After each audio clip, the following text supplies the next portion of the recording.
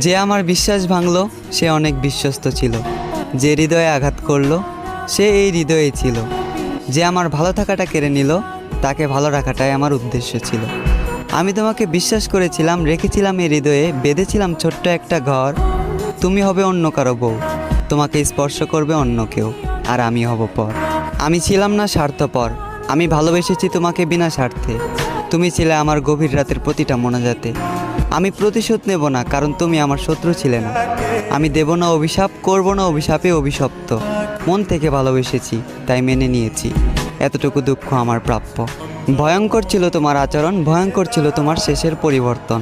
তুমি আমাকে নিয়ে খেলা করেছ, আর আমার ভালোবাসাটা ছিল তোমার কাছে পুতুল খেলার মতন, যে খেলায় তোমার হলো জিত আর আমার হলো মরণ।